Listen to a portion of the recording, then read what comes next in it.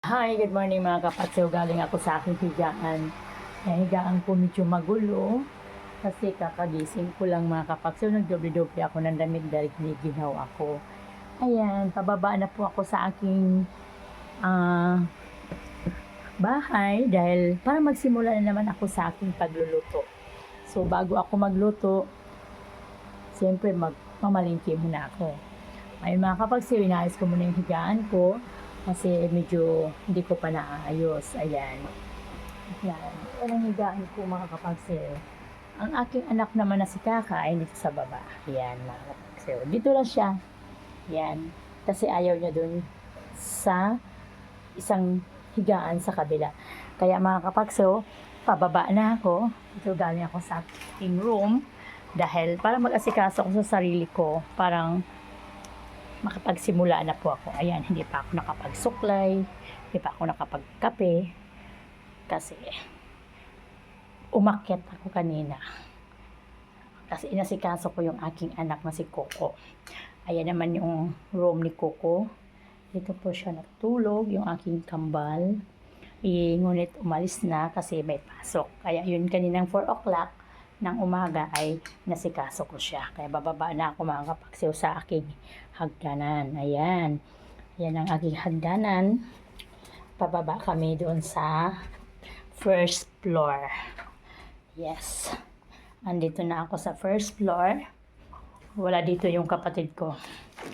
Andito po yung kapatid ko natutulog. Ayan. Diyan po siya natutulog sa kanyang maliit na po. Kaya lang hindi ko po siya binigyan ng yan. Kasi minsan nag-uulyanin na po kasi siya. Kaya nilalagyan ko lang ng sapin yan kung kaya gusto niya. Kaya ayaw niya may sapin. Kaya alam niyo mga kapagsiw, bago ang lahat, tayo ay magkape muna. Kaya dyan muna tayo para magkape tayo. Step by step tayo mga kapagsiw sa ating mga gawain. So, bago tayo mag-start ng ating hanap buhay, mag-coffee muna tayo mga kapagsiw. Mayroon akong coffee dito, binigay ng aking manugang kanina gabi. Yun kagabi, bago siya umakyat. 6 ito, 4 or 6. 2 na lang. Pinapi siguro ng aking mga kambal. Bigyan ako ng coffee. Ito ay binili niya galing ng Dali. Sa Dali, ayan. Kopi ni Juan. Kopi Juan. Yes. Bago ang lahat mga kapagsiw, mag-init tubig muna ako. Mga kapagsiw, heto na. Mayroon akong tubig init. Kaya mag-coffee na ako. Yung kasing mga kapatid ko, kanina pa yun nagkape. Mga 5. Pinagkape ko na. Kaya ako, tumakot ko na sa taas. Puyat naman talaga ako. Ayan mga kapagsiw. Nilagay ko na. Tapos, mga kapagsiw, haluin ko.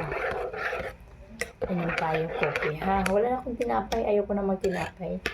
Kasi mamaya, kakain din ako ng kanin, eh. Kaya ayoko na magtinapay, mga kapagsiw. Ang sarap. Matamis pala ito. Coffee ni Juan. Ayan. Ayan. Mag-coffee tayo, mga kapagsiw. Alam niyo mga kapagsiw, kahit maaga pa, kasi siyempre nag-iisip tayo sa mga gagawin natin. Alam naman natin na marami tayong responsibilidad, no? Lalo-lalo sa mga obligasyon natin utang. Talaga maiwasan mga kapagsiw. Alam niyo mga kapagsiw, wish ko yan talaga ngayon sa 2025 na kahit mahina man ang kita ko, gusto ko makapag-abot ako. Gusto kong matapos. Kasi ayaw ko nga talagang mag-isip tungkol dyan. Kasi tulad sa akin, nagpapautang din ako. Eh, alam nyo na, hindi naman natin yan talaga ginusto na ganon. Pero, tanggap naman natin yun.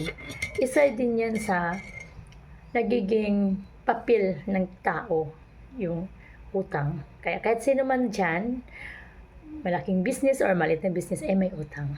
Kaya, unang-una pa lang yan ha, bago tayo magkape, pinag-usapan natin ito, utang na.